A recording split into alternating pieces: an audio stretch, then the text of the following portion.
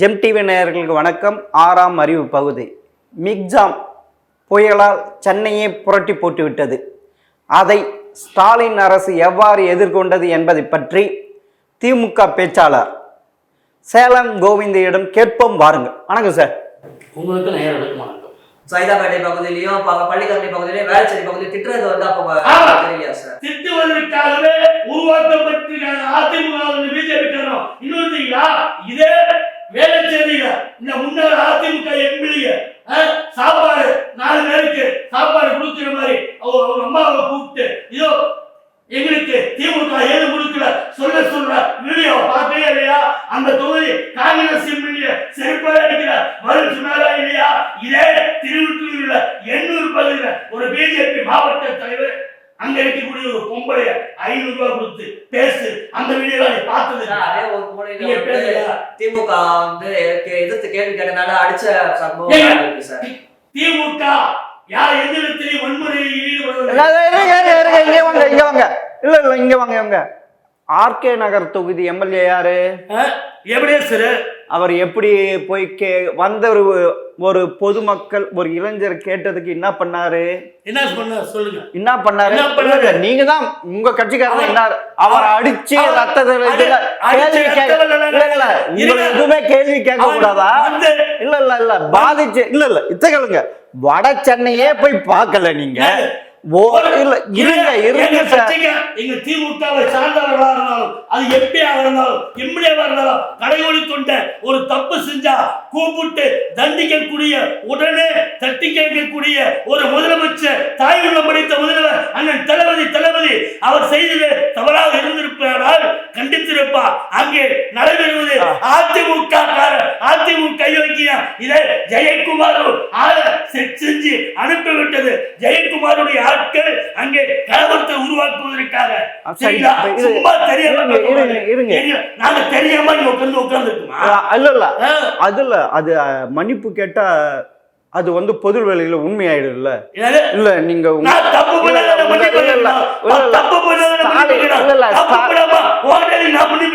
ஸ்டாலின் ஓடி போயிட்டாரு. தப்பு பண்ணாம எதுக்கு மன்னிப்பு கேட்கணும்? சரி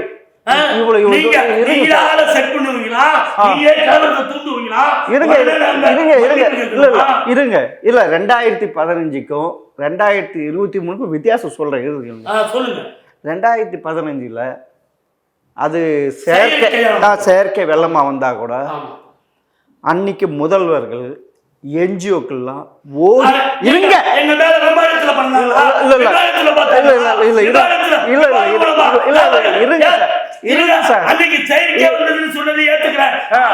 உடனே முதலமைச்சர் போல அமைச்சர்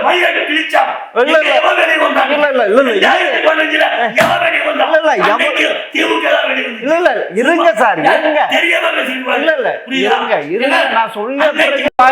முதலமைச்சர் விமானத்துல பிறந்தாங்க. அமைச்சர்கள்லாம் எங்க இருந்தாங்க தெரியுமா? வாயு தோட்டத்துல உட்கார்ந்துகிட்டு ஜெயலலிதா வரும்போது காத்தாயில உழுவுறதுக்காக அந்த 2015ல இருங்க 2015ல எவ்வளவு என்ஜிஓல வந்து மக்களுக்கு உதவுனாங்க. இப்ப ஸ்டாலின் முதல்வர் உடன்பிறப்புகளே வாங்க என்ஜிஓக்களே வாங்கலன்னு யாராவது வந்தாங்களா? 3 நாள் கழிச்சு கூப்பிட்டார். 3 நாள் கழிச்சு கூப்பிட்டார். யாராவது வந்தாங்களா சொல்லுங்க பார்க்கலாம். அதே மாதிரி 2015 நடந்த மாதிரி என்ஜிஓக்கள் இல்ல அன்னைக்கு பேப்பர் பார்க்கல டிவி பார்க்கல நினைக்கிறேன். இருங்க ஒரு நிமிஷம். உங்க இதுலயே போயிட்டு எந்த பேப்பர்னாலும் போடுங்க. இன்னைக்கு நேற்று முன்தினம் அதுக்கு முதல் இந்த 4 நாட்களாக தொழிலதிபர்கள் வந்து 3 கோடி 5 கோடி நடிகர்கள் 10 லட்சம் 5 லட்சம் கொடுத்துக்கிட்டு இருக்காங்களா இல்லையா? இருங்க நேர்களுக்கு முன்னாடி இந்த 4 நாள்ல வந்து கொடுக்கணும்னு சொன்னா 2 பேரும் கொடுக்கிற தண்டனை இல்ல சும்மா ரைட். அதுக்கு ரைட். இப்ப நடிகர்கள் கோடி வந்து கொடுத்தாங்கல்ல, கோடி இல்ல கொடுக்குறாங்கன்னு சொன்னீங்கல்ல. 2015ல இதே நடிகருங்க அங்கங்க ஏரியாவில் வந்து அவங்களுக்கு தேவையானதெல்லாம் கொடுத்தாங்க. இந்த 2023 எந்த நடிகராவது வெளியே வந்தாங்களா? எதுக்கு வரல? எதுக்கு வரல? எதுக்கு வரல? எதுக்கு வரல? நீ கேட்டீங்களா? பதில் சொல்லணும்ல. முதலமைச்சரோ அமைச்சர்களோ எம்எல்ஏக்களோ வீதிக்கு வரல. அதனால அங்க இருக்கக்கூடிய திரைப்பட நடிகர்கள் இருக்கக்கூடிய தொண்டு நிறுவனத்தை சார்ந்தவர்களா எல்லா ஏரியாவுக்கு வந்தாங்க. ஆனால் இன்னைக்கு யாரும் களத்துக்கு வரவில்லை என்று சொன்னால் ஒவ்வொரு பகுதியில் அமைச்சர்கள் பணியாற்றுகிறார்கள், சட்டமன்ற உறுப்பினர்கள் பணியாற்றுகிறார்கள், அதிகாரிகள் இருக்கிறார்கள். ஒவ்வொரு பகுதிக்கும் ஓடிக்கொண்டே இருக்கிறார் முதலமைச்சர், சுத்தி கொண்டே இருக்கிறார். எல்லா பகுதிக்கும் அரசாங்கத்தின் சார்பில் ஆட்களை நினைத்து முறையாக அங்கு நிவாரண பணி நடக்கிற காரணத்தினால இங்கே மக்களை பாதுகாக்கக்கூடிய ஆட்சி நடக்கும் போது நாம் போக தேவையில்லை. எதுக்கு தெரியுமா வரலான்றாங்க? எதுக்கு? நான் இருங்க சார், நான் சொல்றேன்.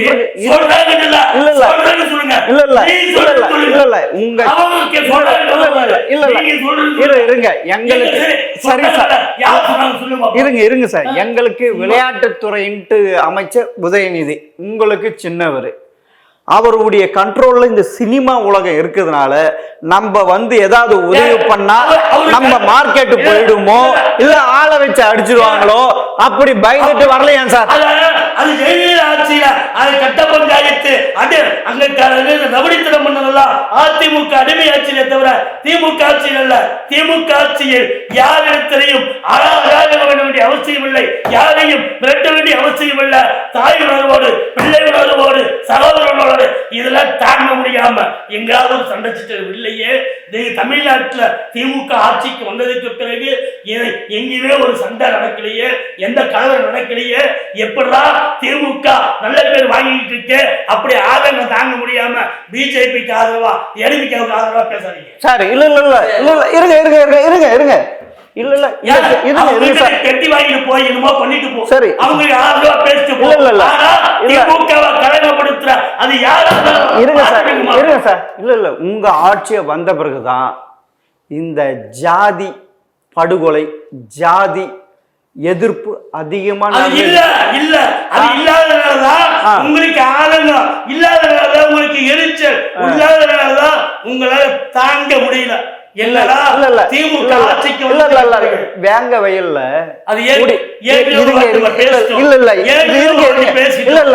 அது அந்த குற்றவாளி கண்டுபிடிச்சீங்களா? குற்றவாளி கண்டுபிடிச்சீங்களா? கண்டுபிடிக்கதான் போறோம். ஏற்கனவே பேசியிருக்கின்றது சரிங்களா? இல்ல இல்ல நீங்க சொல்றீங்க ஏற்கனவே 2 முறை பேசியிருக்கோம், புரியுதா? அடுத்தது கேட்கறதுக்கு உங்ககிட்ட எது இல்லைங்கிறதுனால என்னடா எப்படி பேசுறாலும் கோவிந்தங்கிட்ட முடியலையே முடியலன்ட்டு நீங்க உடனே எங்க நம்ம ஏற்கனவே கேட்டத சரி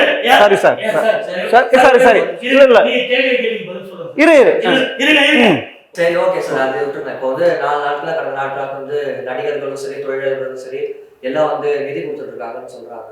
இது வரைக்கும் இப்போ வரைக்கும் வெள்ள நிவாரணத்துக்கு வந்து 6000 அறிவிச்சிருக்காங்க.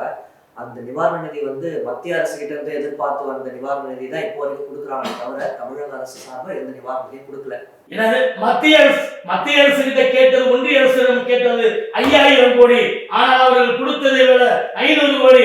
ஆனால் அந்த 500 கோடி நாங்கள் ஒன்றிய அரசை எதிர்பார்த்து ஒன்றிய அரசு கொடுத்தாலும் சரி கொடுக்கவில்லை என்றாலும் சரி என்று மக்களுக்கு பணியாற்றுவதற்காக இதோ வாருங்கள் 6000 ரூபாய் இன்னைக்கு டோக்கன் அன்னைக்கு டோக்கன் கொடுத்துட்டு இருக்கோம். அந்த குடும்பத்துக்கு 6000 மட்டும் கிடையாது, உயிர் சேதம் ஆயிருந்தால் 5 லட்சம் அது மட்டும் கிடையாது. 6 மாடு அங்கே உயிர்வழி ஆயிருந்தால் குடிசையில் சேதமடைந்திருந்தால் விவசாயம் சென்னையில குடிசை கிடையாது, செங்கல்பட்டுல இருக்குல்ல, காஞ்சிபுரத்துல இருக்குல்ல, செங்கல்பட்டுல திருப்பூர் பாதிக்கப்பட்ட இடத்துல நான் என்ன கேட்கிறேன் தெரியுமா? பசி எடுக்கிறவங்களுக்கு சாப்பாடு தேவை, கறி சோறு தின்னுட்டு உட்கார்ந்து இருக்கிறவங்களுக்கு சாப்பாடு தேவையா? நீங்களே சொல்லுங்க. இப்போ வந்து அதாவது பாஜக மேலிடம் வந்துதான் வந்து சென்னையில வந்து கேட்டது 5000 கோடி, நம்ம கேட்டது 5000 கோடி, திராவிட ஆட்சி கேட்டது 5000 கோடி, அவங்க 500 கோடி கொடுத்துருக்காங்க. சரிங்களா? சரி. இப்ப எதுவும் நடக்கிறது ஒன்றிய மத்திய அமைச்சர் ராஜ்நாத் சிங் வந்து பேட்டி என்ன கொடுத்தாரு? ராஜ்நாத் சிங்கு உடனே போனை போட்டு முதலமைச்சர்கிட்ட கொடுத்து நல்லா சிறப்பாக பணியாற்றிட்டாங்க அப்படின்னு உடனே மோடியும் இந்த வெள்ளத்தை சரியா இந்த மழையை சரியா பாதுகாத்திருக்காங்கன்ட்டு மோடி சொன்னாரா இல்லையா? ராஜ்நாத் சிங் பேட்டி கொடுத்தாரா இல்லையா? இதோ இப்ப மேல ஒன்றிய அரசாங்கம் அனுப்பிய அந்த மத்திய குழு ஆய்வு செய்து நேற்று என்ன பேட்டி கொடுத்துருக்கு, சிறப்பாக செஞ்சிருக்காங்க, எங்க எல்லா இடத்துலையும் மக்களை பாதுகாத்திருக்காங்க.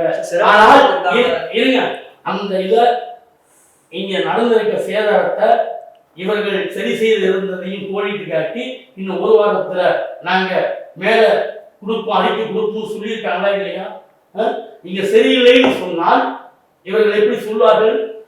ஒரு மத்திய அது பீச் மத்திய அமைச்சர் பிஜேபி சேர்ந்தவர்கள் ஒரு பிரதமர் அனுப்புனது ஆட்கள் என்ன சொல்லுவாங்க? திமுக மேல குறை சொல்வதற்கு குறை சொல்லணுமா சொல்லக்கூடாதா? ஆனால் உண்மையை சொன்னாங்களா இல்லையா? மனசாட்சியோட பேசினாங்களா இல்லையா? அவங்க வந்து இந்த பகுதியில பார்த்தாங்கன்னு தெரியும்.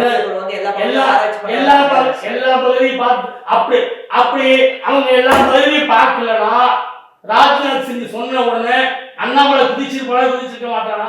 யோ என்னையா நீ மனுஷன் இந்த இடத்துல பார்த்துட்டு இப்படி சொல்ற, அங்க வந்து பாரியா வானு கூட்டிட்டு போய் பணம் துடிக்கணும்னா எழுநூறு சொல்லி பணம் சொல்லிக்க மாட்டாளா? வானு சிறுவர் சொல்லியிருக்காரா? இவங்கள குதிச்சிருக்க மாட்டாரா? சரி இருந்தாங்க. இல்ல நான் இப்ப இந்த பக்கம் வாங்க. இல்ல நீங்க கூப்பிட்டோன்னு வந்தாங்களா? என்னது? நீங்க கூப்பிடல சார். கூப்பிட வேண்டிய அவசியம் இல்லை. அவங்களா பாதுகாப்பு இல்ல சார். நீங்க இருங்க சார். அரசியல் செய்வதற்கா வந்திருக்காங்க. இல்ல இருங்க சார். இல்ல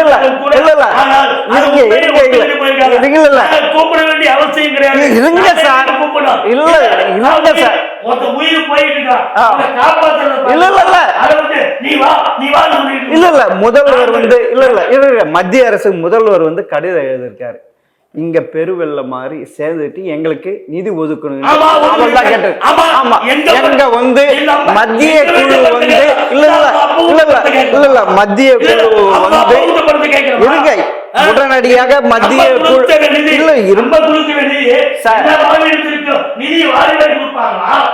தமிழ்நாட்டுக்கு மட்டும் கொஞ்சமா கொடுப்பாங்களா? இல்ல மத்திய மக்கள்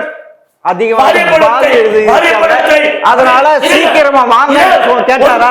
அவங்களாதான் வந்தாங்க. கூப்பிட வேண்டிய அவசியம் கிடையாது. அவங்கள கூப்பிட வேண்டிய அவசியம் இல்ல. நான் ஒன்றிய அரசாங்கத்தில் நாம் நிதி கேட்பதற்கு எங்களுக்கு உரிமை இருக்கு, ஆளுமை இருக்கு, எங்களுக்கு கேட்கக்கூடிய உரிமை இருக்கிறதுனால என்ன உரிமைன்னு கேட்கிறீங்களா? இருங்க சார்.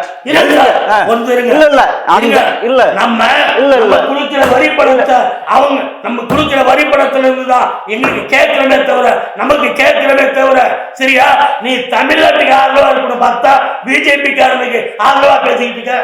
இல்ல இந்த 6000 ரூபாய் யாருக்கு கொடுத்திருக்கணும்? யார் பாதிக்கப்பட்டவர்களுக்கு. இல்ல வந்துட்டீங்கல்ல சென்னையில இருங்க. சென்னையில 5வது மாடியில 6வது மாடியில எல்லாருக்கும் கொடுக்குறீங்களே, இது சரியா? இது சரியா? 5வது மாடியில 6வது சரியா? இல்ல உங்க வீட்டு பணத்தை போய் எடுத்து கொடுக்குறீங்களா? உங்க வீட்டு பணத்தை எடுத்து கொடுக்குறீங்களா? இந்த ஓட்டு கோசம் இப்ப இல்ல பாதிச்சு இது அந்த 6000 ரூபாய் போதுமா? இல்ல 6000 ரூபாய் போதுமா? 6000 ரூபாய் இப்ப இருக்கிற விலைவாசிக்கு 6000 ரூபாய் போதும். 6000 ரூபாய் போதுமா? இருங்க மோடி கிட்ட நிதி கொடுக்க சொல்லி என்ன வச்சிருக்கா? எடப்பாடி பழனிசாமி என்ன வச்சிருக்கா? இதே உங்க ஊடகத்துறையில சார்பில் மோடி கிட்ட எங்க தமிழ்நாட்டு அரசுக்கு நிதி தாண்ட கேட்கறதுக்கு உனக்கு முடியுமா? உனக்கு வச்சிருக்கா? உனக்கு துப்பு இருக்கா? கேட்கப்பா. இருங்க 2010 இருங்க 2000 நீங்க பக்கா பிஜேபி நல்லா தெரியும். அதுக்காக நான் என்ன சொல்றேன், உங்க 2 பேருக்கு சாதமாக நேருகிட்ட கேட்கிறேன் சரிங்களா? இதே தாய் உள்ளம் படைத்த முதல்வர் அறிவிச்ச உடனே தொழிலாளர்கள் தராங்க, நடிகர்கள் தராங்க, காங்கிரஸ் காங்கிரஸாக இருக்கட்டும், விடுதலை சிறுத்தையாக இருக்கட்டும், இருக்கக்கூடிய அனைத்து கட்சி சட்டமன்ற உறுப்பினர் இருக்கணும். எல்லாருக்கும் எல்லா கட்சியும் வந்து கொடுத்துருக்கு.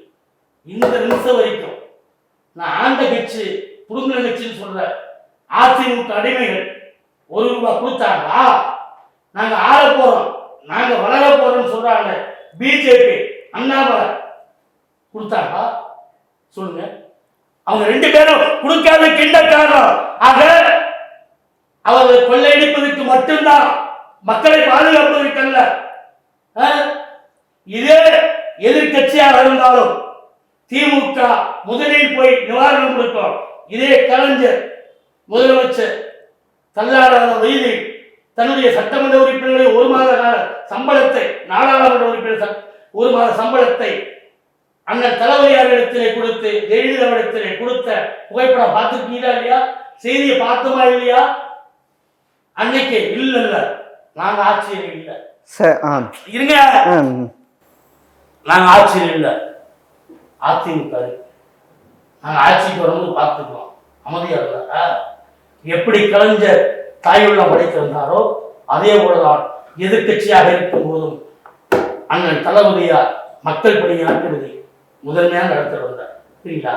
ஒரே ஒரு வழி சொல்லிட்டீங்களா? பல சொல்லணும்னா இன்னைக்கு இந்த 4000 கோடி ஒதுக்கீடு செய்து 2600 கோடி ரூபாய் முறையாக செலவு செய்வதனால்தான் வடிகால் வாரிய அமைச்சர் கொடுத்ததுனாலதான் பெரிய பாதிப்புலேருந்து நம்ம மீண்டு இருக்கோம். சரிங்களா சார்?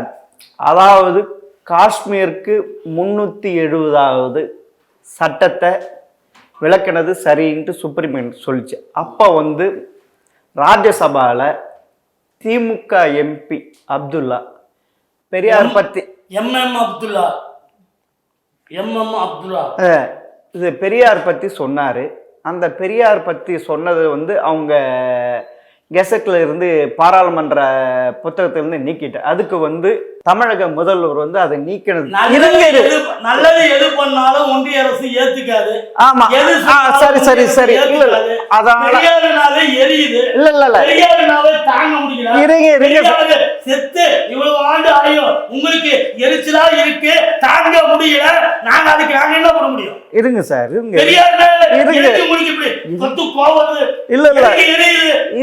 பின்னாடி போகுது. இருங்க சார், இருங்க. அதுக்கு முதல்வர் வந்து பெரியாருடைய பெயரை எங்கேயும் பரப்பணும்னு சொன்னாரு.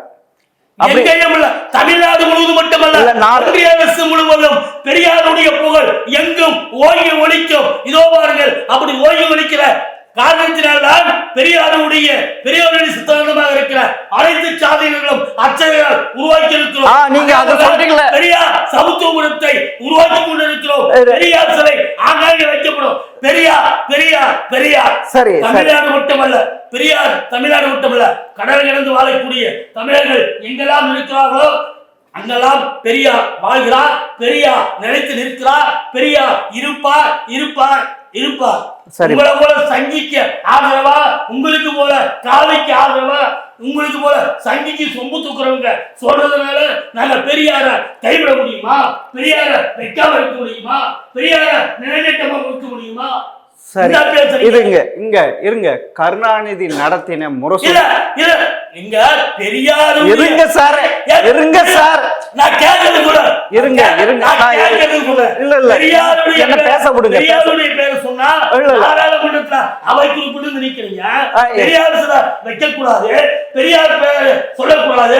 ஆனா நீங்க மட்டும் ராமர் கோயிலுக்கு வாங்க வாங்க வாங்க, இலவசமா கூட்டிட்டு போறோம், ஃப்ரீயா கூட்டிட்டு போறோம். இல்லாத ஒரு ராமருக்கு நீங்க கோயில் கட்டணும், பாலம் கட்டணும். இல்லாத ஒரு ராமர் இருக்கிறதா சொல்லணும். உயிரோட வாழ்ந்து மக்களுக்காக மோத்திர சட்டையோடு சுத்தின ஒரு தந்தை பெரியாரை நீங்கள் இழிவுபடுத்த நினைத்தால் நாங்க பார்த்துருக்கோமா?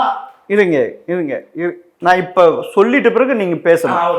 கலைஞர் நடத்தின முரசொலியில பெரியாரு பத்தி என்ன தெரியுமா போட்டிருக்காங்க? கார்ட்டூன்ல துணி விலை ஏறி போச்சு. காரணம் என்ன? இருங்க, எஸ்சி எல்லாம் ஜாக்கெட்டு போட ஆரம்பிச்சிட்டாங்க, அதனால ஏறி போச்சுன்ட்டு முரசொலியிலே கார்ட்டூன் போட்டிருக்காங்க. இந்தாங்க ஆதாரம். இருங்க இருங்க இல்ல இப்படி நீங்க தானே சொல்லிருக்கீங்க. இந்த பாருங்க பாருங்க பாருங்க முரசொலியில பாருங்க, முரசொலியில போட்டிருக்காங்க. நீங்க இவ்வளவு நேரம் கத்திட்டு இருந்தீங்க, நான் ஆதாரத்தை சொல்லியிருக்கேன். இத மாதிரி பெரியாரை தான் நீங்க புகழ்படுத்த போறீங்களா? இருங்க இருங்க சொல்லுங்க சொல்லுங்க. உங்க கட்சியின் ஆதாரப்புற ஆடைகளான முரசொலியில நீங்க தான் போட்டிருக்கீங்க பெரியார. தாழ்த்தப்பட்ட வகுப்பை சேர்ந்தவர்கள் ஜாக்கெட் போடுகிறார்கள் என்று போட்டிருப்பதா சொன்னீங்க இல்லையா? அதனால துணிகளை ஏறி போச்சா? இருங்க. ஒரு காலத்தில் தாழ்த்தப்பட்ட வகுப்பை பிற்படுத்தப்பட்ட வகுப்பில் இருக்கக்கூடியவர்கள் ஜாக்கெட் போடக்கூடாது, மாலாப்பு முட்டமா மேல போட்டுக்கணும், செருப்பு போடக்கூடாது, இதெல்லாம் எதுவுமே இல்லாததை அவர்களுடைய தரத்தை அவர்களுடைய மேன்மையை உயர்த்தி பிடிக்க வேண்டும் என்று உழைத்தவர் தந்தை பெரியார். அப்படி உழைத்த காரணத்தினால்தான் இன்று பெரியாருடைய கொள்கையை லட்சியங்களை இன்று தாழ்த்தப்பட்ட பிற்படுத்தப்பட்ட ஒடுக்கப்பட்ட மக்கள் வாழ்வாதாரம் உயர்ந்துகிட்டு தவிர வேற ஒண்ணும் கிடையாது. இல்லாத அதாவது ஆதாரத்தை சொல்லும் போது என்னடா நம்ம சேகர ஆகிட்டு இருக்கிற ஒண்ணுடா தேடி பார்க்காதீங்க. இல்ல இது இன்னொரு இது இருங்க இருங்க இதே உங்க பெரியார் 1929ஆம் ஆண்டு செங்கல்பட்டு மாநாட்டில் நடைபெற்ற திராவிட கழக மாநாட்டில் தந்தை பெரியார் தலைமையில் நடைபெற்ற மாநாட்டில் பெண்களுக்கு சொத்திலே சம உரிமை வேண்டும். திமுகவால பெண்களுக்கு சொத்திலே சம உரிமை மட்டுமல்ல, பெண்கள் சுயமாக சொந்தக்காரை நிற்க வேண்டும் பெரியார் தீர்மானம். அது இன்னைக்கு நடைமுறை. அது இது திமுக. அதே போலதான் பெண்கள் அனுப்புவது பெண்களுக்கு படிப்பதற்கு இருக்கிற காலத்தை மாற்ற வேண்டும், படிக்க வேண்டும் என்று சொன்னார்களே, அதை அந்த பெண்கள் படிப்பதற்கான வழிவகை செய்தது திமுக. பெண்கள் வேலை வாய்ப்பிலே முன்னுரிமை கொடுத்தது திமுக. பெண்களுக்கு தேவையான அடிப்படை செய்து கொடுப்பது திமுக. உங்களை உலகம் என்று இருக்கலாம். பெண்கள் வந்து திமுக அராஜக அரசு என்று ஒரு பார்வையில திமுக எந்த பெண்கள் அராஜக பார்வை? இன்னைக்கு சார் கேள்வி கேட்கிறீங்க, ஆனா உதவி சிரிக்கிறீங்க. இன்னைக்கு ஒரு வலைதளத்தை புரட்டினா போதும், அதை யாரு நம்ம ராகவன் இருந்து இன்னைக்கு வரைக்கும் டெய்லியும் இந்த பிஜேபியில் இருக்கிற பெண்களோட வீடியோக்கள், பிஜேபியில் இருக்கிறவங்களோட சல்லாபம் இல்லையா செய்தி வந்துகிட்டே இருக்கு. இங்க திமுக ஒண்ணு சொல்லுங்க பார்ப்போம், ஏதாவது ஒண்ணு சொல்ல முடியுமா? தினமும் இந்த மகளிர் இந்த மாநில தலைவரோட அந்த தலைவரோட இந்த தலைவரோட இதெல்லாம் மூடி மறைக்கிறதுக்காக இப்படி கேள்வி கேளுங்க குட்டிங்க உங்களோட கேள்வியா சொல்லி கூட்டிட்டு வந்திருக்காரு இல்லையா? நாட்டுல வேலை இல்லா திண்டாட்டம் அதிகமாக போனதுக்கு காரணம் தாழ்த்தப்பட்டவர் படிக்க ஆரம்பிச்சிட்டாங்கன்ட்டு உங்க முரசொலியில தான் போட்டிருக்காங்க. பாருங்க, இவரை தான் நீங்க பரப்ப போறீங்களா? பாருங்க உங்க முரசொலிங்க இல்ல இல்ல இல்ல இல்ல இல்ல இவ்வளவு அவரை இவ்வளவு இல்ல இல்ல இல்ல உங்க முரசொலியில போட்டிருக்கீங்க, உங்க முரசொலியில போட்டிருக்கீங்க. நாங்க ஆதாரம், இந்த ஆதாரம் பாருங்க. கேட்ட ஆதாரம் சொல்லும் போது சமர்ப்பணம் கேட்கும் போது ஆதாரத்தை சொல்லுமா? அதாவது தாழ்த்தப்பட்ட வகுப்புல இருக்கிறவங்க படிச்சிருக்கிறதுனாலதான் வேலை திண்டாவட்டம் இருக்குன்னு சொல்றீங்களா? இல்ல நாங்க சொல்ல இல்ல இல்ல இல்ல உங்க உங்களுடைய உங்க கட்சி பத்திரிகையான முரசொலியில கார்ட்டூன்லோட போட்டிருக்கீங்க. பாருங்க என்ன ஆமாங்க முரசொலியில போட்டிருக்கு, அதுக்கு ஆதாரத்தை சொல்றீங்க. அது பாருங்க பாருங்க அது பதில் சொல்றேன். தாழ்த்தப்பட்ட வகுப்பில் இருக்கிறவங்க படிச்சதுனாலதான் வேலையில்லா திண்டாட்டம் முரசொலியில வந்தது. நான் இல்லை என்று மறுக்கவில்லை, சரிங்களா? ஆனால் அப்ப அதற்கு முன்னாடி தந்தை பெரியார் உருவாகுவதற்கு முன்பு, திமுக தோன்றுவதற்கு முன்பு இங்கே வேலை வாய்ப்பு அதிகமாக இருந்தது. தாழ்த்தப்பட்டவர்கள் படிக்கவில்லை, ஒடுக்கப்பட்டவர்கள் படிக்கவில்லை, தாழ்த்தப்பட்டவர்களுக்கு ஆ ஆ என்றால் என்னவென்று இல்லை அப்படின்ட்டு நீங்களே சொல்றீங்க இல்லையா? ஆக அந்த தாழ்த்தப்பட்ட ஒடுக்கப்பட்ட வகுப்பினை சார்ந்தவர்களை படிக்க வைத்த பெருமை திமுகவுக்கு இருக்குதா இல்லையா? அந்த திமுகவை சார்ந்தவர்களால் அந்த தாழ்த்தப்பட்ட வகுப்பை சார்ந்தவர்களுக்கு இன்று வேலை வாய்ப்பை உருவாக்கி அவர்களுடைய தரத்தை உயர்த்திட்டு இருக்கோம். சரிங்களா? அது இன்னொன்னு, திமுக உருவாக்கின அண்ணாவை ஈவேரா என்ன தெரியுமா சொல்லியிருக்காரு? ஒரு கொட்டை கருப்பை என்னை கொல்ல வீட்டை சுத்திட்டே இருக்கான்னு சொல்லியிருக்காரு. அதுக்கு ஆதாரம் இருக்கு. கொட்டை கருப்பை என்னை கொல்றதுக்கு என் வீட்டை சுத்திட்டே இருக்கிறான்ட்டு அண்ணாதார சொல்லியிருக்காரு. இதுக்கு என்ன சொல்ல போறீங்க? உங்க சொல்லியிருக்காரு, அண்ணாதுரைய சொல்லியிருக்காரு. அண்ணாதுரையை பத்தி எப்படி அண்ணாதுரை சொல்ல முடியும்? இல்ல இருங்க இருங்க இல்ல இல்ல இல்ல அண்ணாதுரையே இது இருங்க சார் இருங்க. அண்ணாதுரையே ஈவேரா அப்படி சொல்லியிருக்காரு. அவர் ஏன் நீங்க பரப்ப போறீங்க? உங்க இல்ல அண்ணாவை சொல்றது யாரு? பெரியார் தானே. பெரியார் சொல்றது பெரியார் தானே. என்ன சங்கராச்சாரியார் கிடையாது. இல்ல இல்ல என்ன கொல்ல வீட்டை சுத்திட்டு இது நீங்க அப்பனை பத்தி புள்ள சொல்றாரு, புள்ளிய பத்தி அப்பன் சொல்றாரு. எங்களுக்கு ஆசானாய் குருநாதனாய் என் தலைவராக இருக்கிற என் தந்தை பெரியார் காதுக்கு பின்னாலும் நாங்கள் ஏற்றுக்கொள்வோம். எங்களை எட்டி உதைத்தாலும் தாங்கிக் கொள்வோம். எங்கள் தந்தை பெரியார் எது சொன்னாலும் எதை செய்தாலும் நாட்டு மக்களுக்காக தவிர உங்களை போல குரூர புத்தியோட, உங்களை போல அயோக்கியத்தனத்தோட அரக்கத்தனத்தோட இல்ல. இப்படிப்பட்டவரதான் தமிழக முதல்வர் பரப்ப போகிறார். அவருக்கு தெரியல. அவர் கொஞ்சம் போய் சொல்லுங்க. பரப்ப போறது மட்டுமல்ல, பெரியாரின் புகழ் அனைத்து கல்லூரிகளிலும் வரப்போகிறது. பெரியாரின் புகழ் அனைத்து பள்ளிகளிலும் வரப்போகிறது. பெரியாரின் சிலை அனைத்து மாவட்டத்தில் பெரியாரின் புகழை நாடு முழுவதும் எதிர்ப்போம். பெரியார் பேரை கேட்டா சங்கிங்க இன்னைக்கு கதறா, காவிங்க கதறா. பெரியார்னு கேட்டா அதிமுக அவர்களது அந்த சங்கி கூட்டத்துக்கு குட்டிக்கென்ன துணை போடுறதுனால நான் என்ன பண்ண முடியும்?